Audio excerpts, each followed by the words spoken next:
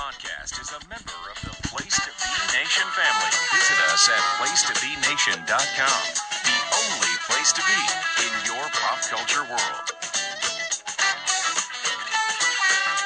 Place to Be Nation, welcome to Place to BN's Place to Be N. Did I just say Place to Be N's BA team? Adam Murray, you need to help me out here. It's more like the NBA boy team. Yeah, we're just completely in a flux because we're doing a very special edition of the NBA team.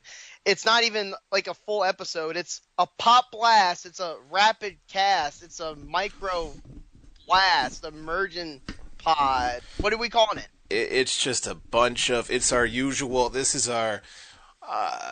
This is probably one of the fun times. It's just, they're gone fishing.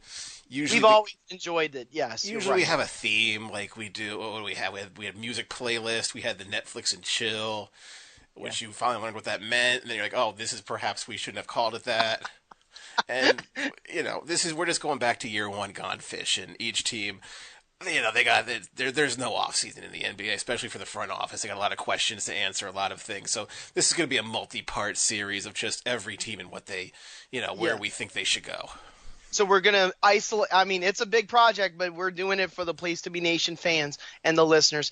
We're going to isolate every single team, do a microcast for every single team or whatever crap-ass thing you want to call it. Maybe we can use this to rack up our episode count so that we can absolutely blow away those hard-traveling fanboys who I'm still waiting for a congratulatory 100th and 150th episode one from those guys, and I have not gotten one yet.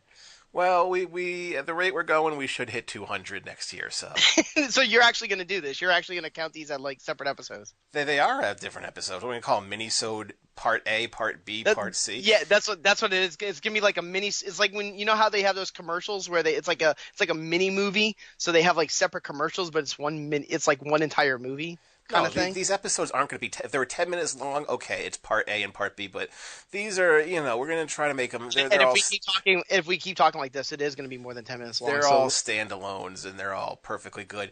As always, well, not as always, but this time differently. We're not going to go in order because it's just how many times can you have? Okay, Charlotte followed by Detroit, followed by Golden State. You just don't want to do You just want to save the boring teams for last. You're like Pee Wee Herman with the snakes at the pet store. You just want to do the shitty teams at the end. You don't want to. You want to deal with them when it's when there's nothing left to deal with. No, I want to do it for once where we're not completely dead, and when we hit Washington and Utah, it's just like I want to get done with it. Washington and Utah, they're both good teams. Well, Washington Thank you. Good night.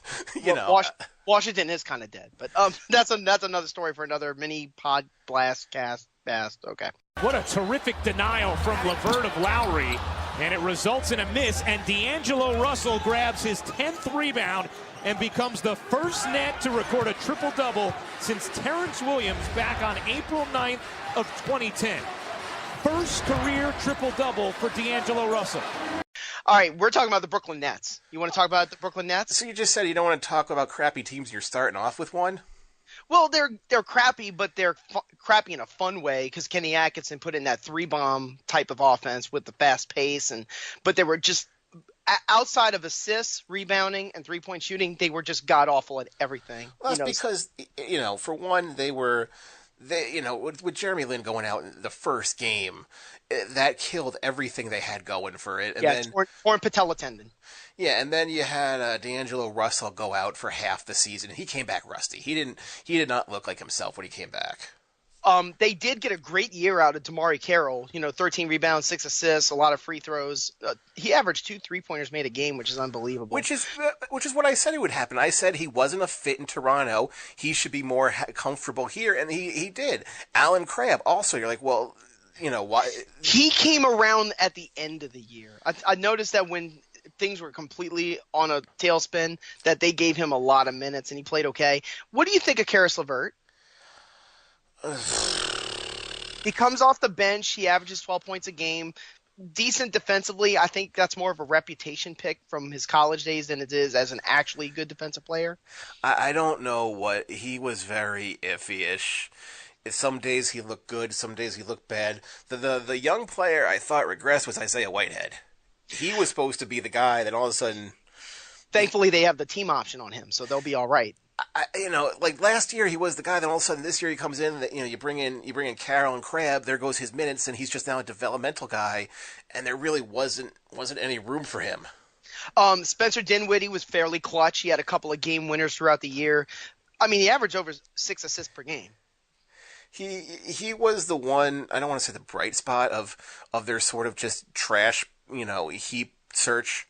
Because, you're not going to get people to go there. So it's just, okay, you have to get sort of reclamation projects. You have to, get sort of G League players, fringe NBA players who might have fallen through the cracks, which Dinwiddie, he was drafted to Detroit. Didn't he go to Chicago after that? He went to Chicago, he got rescinded, and then he bounced around the G League for a good while. Yeah, and then, same like Okafor, like, that again, not talking about Philly, but that was a good process where, let's take him third, and now, like, okay, maybe he could have bounced back in Philly because they gave up nothing for him, and then he just sort of couldn't get on the court. They also got Nick Stauskas in that deal. He only averaged 5 points, less than 2 rebounds. He's an RFA at $5.1 million. I think they're going. I mean, I hate to break Nick Stauskas' heart, but I think they're just going to rescind the offer. No, the only I guess I don't say the only young player. Their only pick or only really developmental talent of Jared Allen. He looked overmatched, but he just looked young. But he looked like he has promise. Shot blocking machine, very long arms. Yeah, but so it looks like he could build something around him. Mozgov was just for a first round. Mozgov was to get Russell. That makes sense. Yeah, they got Dante Cunningham after he got dumped by New Orleans. And then some other random people like Milton Doyle and James Webb and Quincy Acey was okay. Joe Harris was sort of a bright spot. Good 3-point shooter, averaged over double digits in points per game. They got him on $2 million coming up next year. So, I mean, they got him at a very small price. Well, no, he's a free agent. Oh, wait, I'm sorry, I'm wrong. I'm looking at Jared Allen. I apologize. No, he's going to be incredibly expensive and they can't afford it. No, I'm joking. No, I think they could probably get him back for about, $7 million, $8 million a year? No, there's going to be a team that wants the shooting as a backup and, just a backup points guy. So he'll be tough for them to keep him, but this isn't the Brooklyn Nets we talked about before. This is a team that managed to get some a cornerstone in Russell, who he's trying to find his place, but injuries set him back. And the timing works out fairly well because this is the last year where they don't have their lottery pick, the ball from the epically awful 2013 Billy King Boston trade with Garnett and Pierce and blah, blah, blah. This is the last year. That's Cleveland's pick because that got transported or whatever you want to call it from the Kyrie Irving trade. But it's weird because the timing's working out well because if you look at 2019, that's when all the deals start to kind of come up, except for Crabbe's contract, which is a player option, which he'll very, very likely opt in to use. The other ones, D'Angelo Russell, Rondae Hollis-Jefferson, they're both restricted free agents.Maybe they'll let one go. Maybe they'll keep the other. Damari Carroll will be gone. Jeremy Lin's contract will be gone. And then they can make a lot. They can make a whole lot. What I'm trying to say is they have a lot of flexibility. And speaking of flexibility, what were they, looking back, why would they want Tyler Johnson so bad? Not that he's outplayed his performance in Miami, which he's sort of just been who he is. But, I don't understand that balloon payment, how that would have benefited him, Brooklyn in the long run, or how he would have fit into this team. Well, here's the irony of that. Alan Crabbe was the other guy they gave the offer sheet to. It got matched by Portland, but then Portland turned face and they traded him to Brooklyn anyway. Yeah, they're like, we can't keep him, so here we'll take Andrew Nicholson and stretch his for 7 years. For a ridiculous amount of time. Yes, but so they already got themselves in hell. But yeah, I understand what you're saying. Why did they agree to that with that back end, with that arenas provision, if they knew they weren't going to be able to have the money? 2018, they're pretty much booked out in terms of salary thanks to Mozgov. Well, but they have wiggle room. They just don't have they're not the usual stopping point of, okay, give us your bad contract and a pick and we'll keep them. The Damari Carroll and having his 2 years sort of stopped that. But he played well. That's the thing. Kenny Atkinson has found a way, despite the awful record. They were 28-54, just to get that out of the way. that he's able to get good play out of some of these guys, even though it doesn't necessarily, compute into wins, if that makes any sense. This, I have been defenders of them. They have been overachieving. They lose because they don't have talent. If you're relying on Isaiah Whitehead and Karis LeVert and Joe Harris to pull you through the fourth quarter stretch, you're not going to win. You're only going to... I agree with that. We're still in the dog days. I mean, it's not like, there's light at the end of that tunnel. Like, it's one of those things where there's a glimmer, but it's very, very small. Like, you're still in the middle of the shit run for the Brooklyn Nets. Let's be honest. You're in the middle, but you are trending upwards, and you had a lot of people trend way beneath you. But you've always been sort of a fan of them. Is it their style? Is it just the fact that they play a little hard? Do you think that they've scored with lower end picks like LeVert and Allen that sort of makes them enticing? It's the heart of the team is that they want to play. They're not good. Like if you watch like Charlotte or Detroit, they're just they look miserable. Yeah, I agree. Whereas Brooklyn goes hard. They're still chasing after loose balls. They're still playing the system. You don't hear anybody on the team stepping out of line. You don't hear any locker room drama. It's just, look, we know we're bad, but we're gonna try our best, and that's what I'm just sort of giving it to them for. Highly inefficient offense despite the three-point shooting and the fast pace. The only thing they were good at from like the defensive end, I guess you could call it, even though rebounding goes on both ends, is that their rebounding was good. After that, defense was awful. Blocks were middle of the pack. That was probably thanks a lot to Jared Allen. Dead last in steals. They were in the bottom part in turnovers. Very inexperienced team, especially with Russell and Ronnie Hollis-Jefferson being like your top dogs. I mean, they're both in like their early 20s, I believe. Where do you think the biggest need fits? Like, where's the biggest need right away? The biggest need is a power forward or a center. They have no size. They have no rebounding. They have just Jarrett Allen, and that's pretty much it. If you're just relying on Quincy Acey to be your starting four, they need to look in the draft. They need to look big. They had Tyler Zeller, but they traded him to the Bucks anyway. Does this mean that Okafor's out? I don't think he'll want to come back on like a 1 year, $2 million deal. I don't think he'll want to come back cheap. So you double down and you go with another center late in the first round like you did last year, because they have the 29th pick this year. They'll try to get him cheap, but I don't think he'll want to come back cheap. Okay. He has not really been amenable to Brooklyn, really. It's sort of just, I don't know why he hasn't been on the court, why he didn't give him minutes down the stretch. It's just one of those things where I think they just tried him out, and then sort of like, they got an Anthony Bennett like last year. It's just like, okay, we'll give you a shot. Here's your minutes. Okay, you're not going to fit our system. That's that. And the other thing that I noticed too with Brooklyn, you'll be very surprised when you go through some of these teams of like, I try to put in my mind which guys are either indispensable at this very moment or just immovable from a contract and salary and years standpoint. And Brooklyn actually has quite a lot of them, at least for the following season. You got Russell, Ronnie RHJ, DeMarre Carroll, Alan Crabb, Karis LeVert. They have a core. They didn't have a core. They've got a lot of guys. Like, what I'm saying is this is pretty much the team. They have something to build up on, and I think that's a good thing for Brooklyn.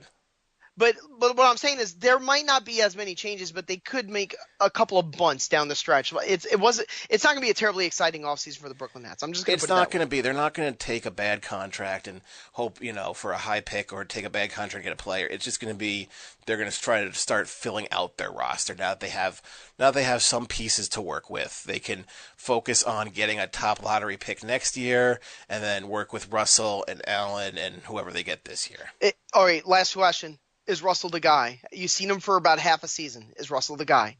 He has to be the guy on that team. But does he look like the guy? He did before he got injured. After he got injured, no. But that's...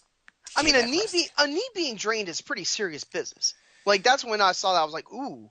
I didn't expect that. It seems like he works better as a 2 than a 1. Mm-hmm. So it's just, Jeremy Lin is not in the future team. The first thing they need to do is move him.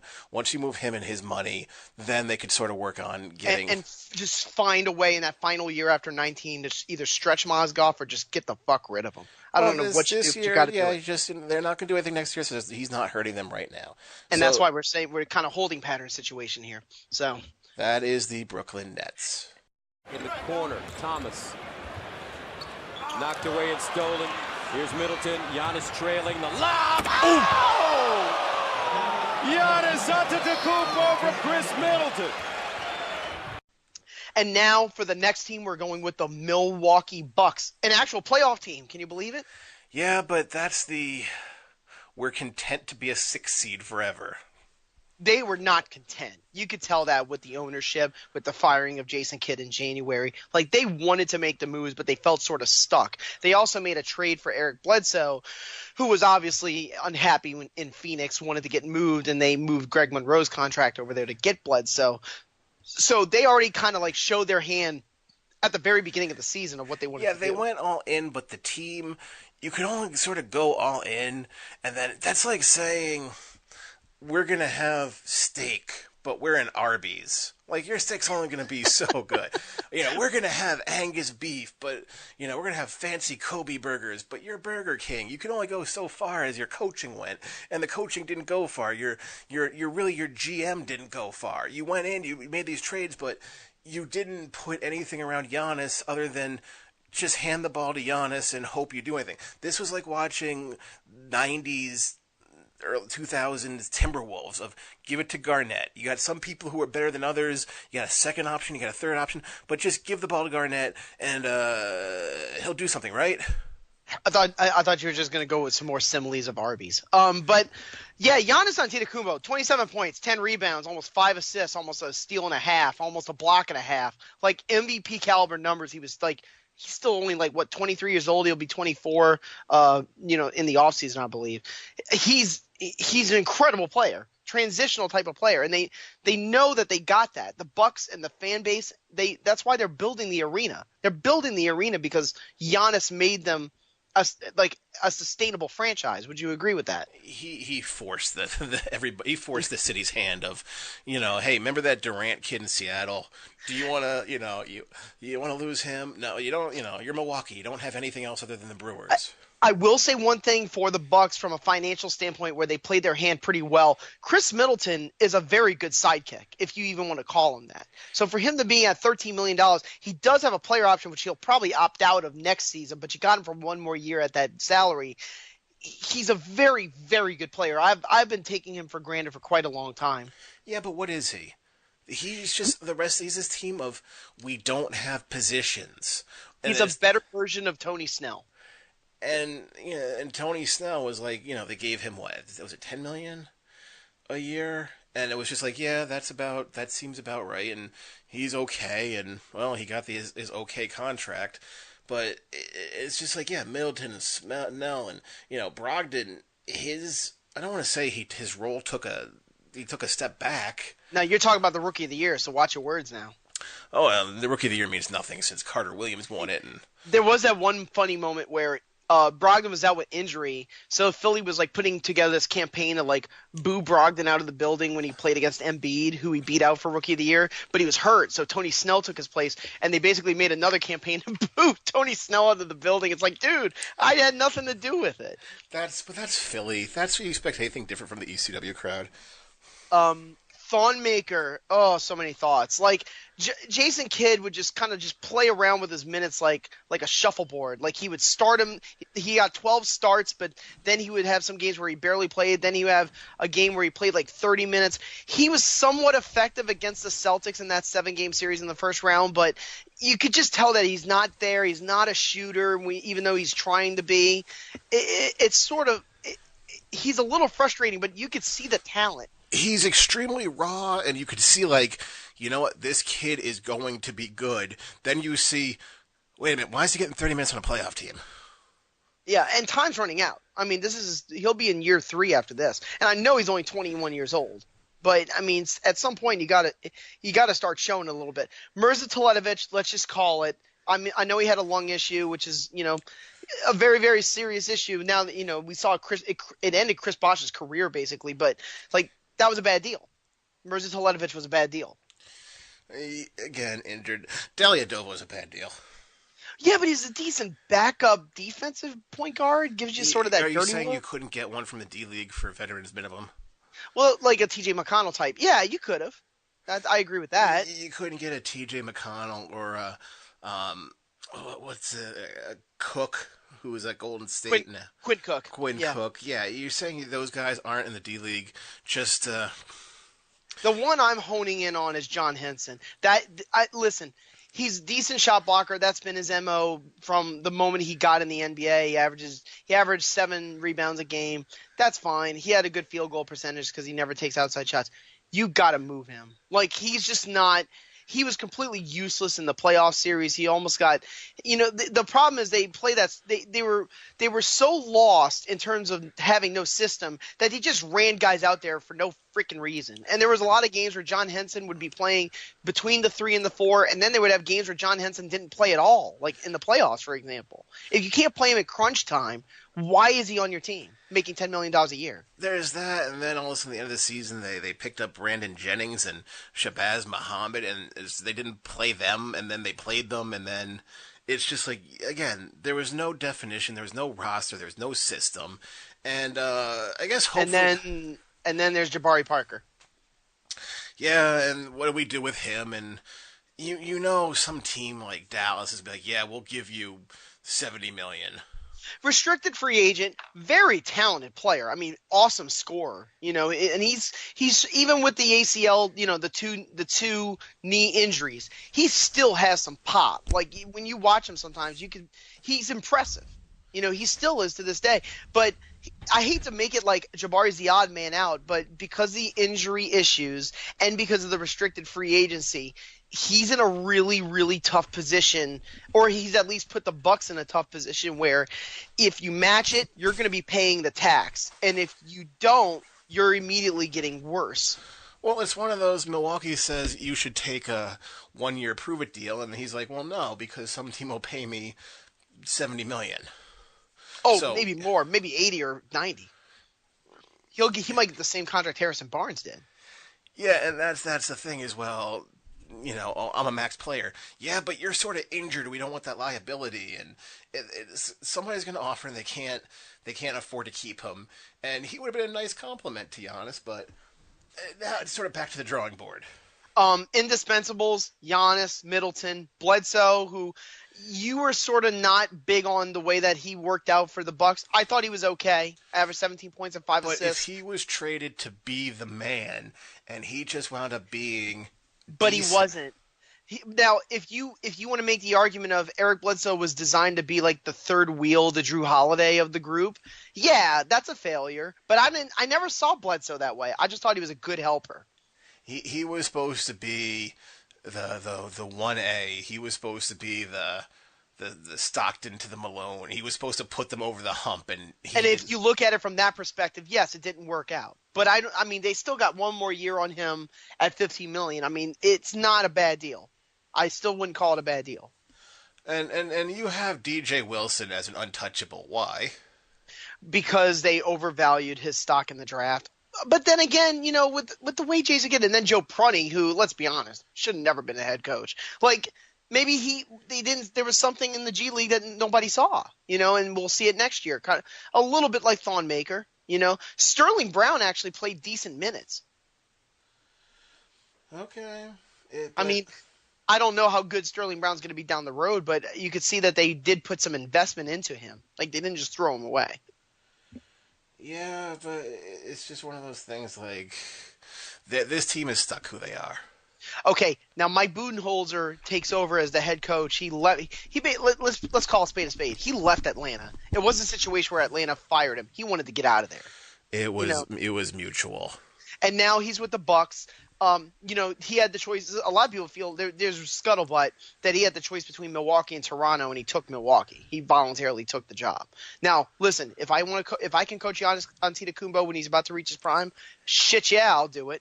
I want to watch this because here's the thing with his ceiling. If Giannis if he hits his ceiling, and you got guys like Middleton, a guy like Bledsoe, maybe another piece that you add later, if you can unload some of those other contracts like Teletovic and Henson and Dellavedova, then now we're talking. Now we're talking about a championship contender.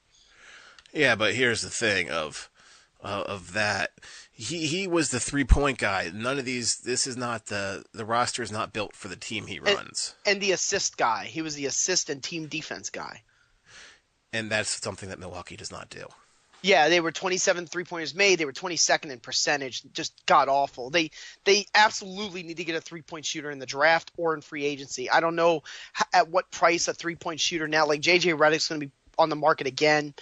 Maybe in the draft you can get one of those kind of sharpshooter types, which because they have the 17th pick, maybe they can make something out of it. Yeah, but you need a shooter, but then you have Brogdon and you have Middleton, and then where is that the shooter going to play?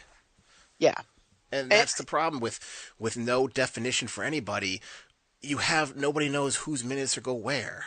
The 17th pick is their only pick. Dead last. Just to be quick while we wrap up. Dead last in rebounding. What can they do? Is this a free agency move?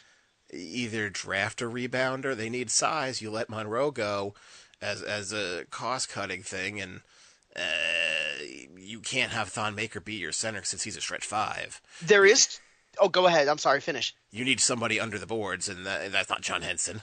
Okay. They do have two things that go in their favor that Budenholzer never really had in Atlanta. They have length and they have speed. Like, they have a lot of good young athletes that can go fly all over the place. They do need direction. I think Budenholzer can give them that. But they need to hone in on either offense or defense. I don't know where it is. I know their offensive efficiency was 8th. Their defensive efficiency was not as good as it could have been, would be my debate. Okay, but they have – it's going to be hard for them to do with no money, but they have moves to make. Defensively, they look good against the Celtics at times, but you could just feel watching them something's missing. There's just something missing. They could be better.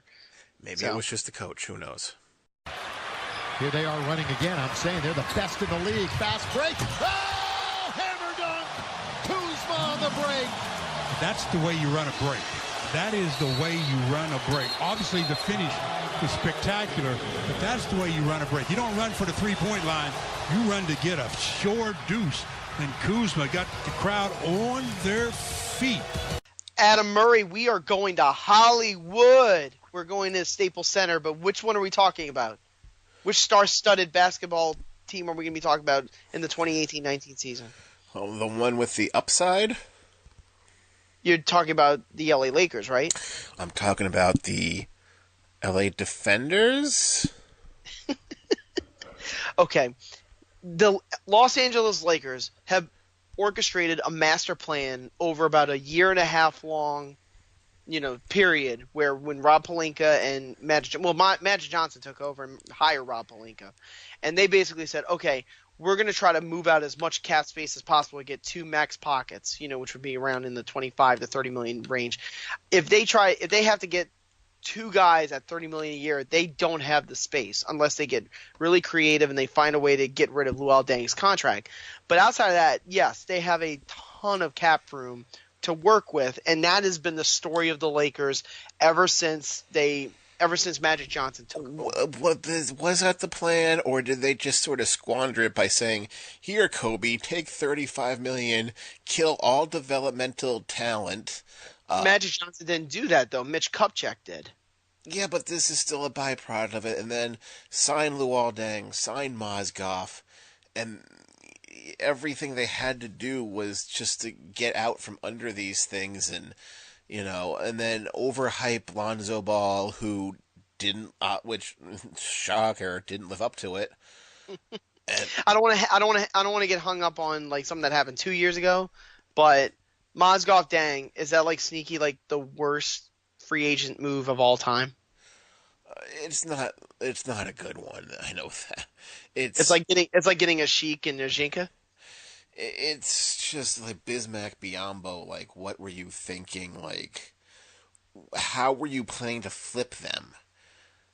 They did flip Mozgov, but they had to give up D'Angelo Russell, their number 2 draft pick in the process. So. Yeah, and that's the problem. And now it's just like, well, you have these players. Okay, there's 2 sides. There's first the fans, like, we're going to get LeBron, we're going to get Paul George, we're going to get 2 All-Stars, and what are you going to have? Your team's going to be completely gutted, and they're going to bring in all old people like they always do. Yes. we're going to talk about the top end for the Lakers because here's the thing. I don't see a lot of mainstays. There's only 4 that I will absolutely guarantee put money on the table will be playing for the Lakers next year. Lonzo Ball, Brandon Ingram, Kyle Kuzma, who had Rookie of the Year talk for a little while, and Josh Hart because of his contract. Outside of that, all of the other guys are either going to get moved or potentially could be moved. Well, Julius Randle? Julius Randle's an RFA. They can just rescind his offer if they really need the max money. Yeah, but he was perhaps on many nights the best player on the court. Yeah, I mean he's got that ability. Defensively he shows a little bit. Averaged 16 points a game, 8 rebounds, 55% from field goal. Good player. He showed he had his best season as a player going into his contract year, which was the smartest move he could have made. But here's the thing. Let's say you get Paul George and Cousins. Yeah, just put two interchangeable ones together. Where is Ingram and Kuzma going to get all their minutes? Where is Randall going to get his minutes? This team, everybody thinks they're going to be. If LeBron comes, he's playing 42 minutes. He's not going to be I'll just play 30. No, he's going to go out there for every minute, and they're now backups. They would have to get creative where Ingram would play the 2, Kuzma would play the 3, and LeBron would play the 4. If we're really that's where. But here's the thing: where does Paul George fit there? He would play the 3. That's when it gets kind of dicey. Yeah, and that's what fans aren't realizing. And Brandon Ingram, a lot of people are high on him, and I'm just not seeing it. Is there potential that I don't see it? But is there potential that they'll move Kuzma or Ingram, but the deal is you have to take Deng with you? No, I don't. I think that's too much. I mean, that now you're really emptying the cupboard bare for whoever it is you want to bring in. Ingram and Kuzma, you're not moving Kuzma for anything, and Ingram would be foolish to move out of him. I felt like Kuzma was their best player all year. Even from though their he was a standpoint, rookie. The way they still talk him up, you can't move him. Oh, I believe that Ingram's untouchable. Yes, that was more of a hypothetical. Lonzo Ball. I'll say this about Lonzo Ball: very good rebounding guard and a good assist man. Cannot shoot to save his life. Not gonna say harp back on the previous years, but didn't we? I'll give you some credit. Didn't we say he's just like Ricky Rubio? Nothing more? I think you may have used that before. The problem with but the thing is Lonzo's a little taller. Defensively, though, I think he's got more potential than he is actually good. If that makes potential, sense. But I'm just saying, it's he can't shoot. So they just let him stay open. Okay, go shoot 10 threes. He's getting triples. Well, yes, because his court vision, amazing. His rebounding, amazing. Again, Rubio, Rondo, Simmons, I don't want to say they're going towards this style now of you can totally be a point guard and not shoot anymore, as opposed to a few years ago you had to be a shoot first point guard. Now because shooting was part of the mystery of it. You don't know if he's just going to stop and pull up, kind of Chris Paul maestro stuff. Yeah, put people in the spin cycle as they call it. It's just I would say we've said it a lot already, and we'll say it a lot again. I think they should just sort of stay pat this year.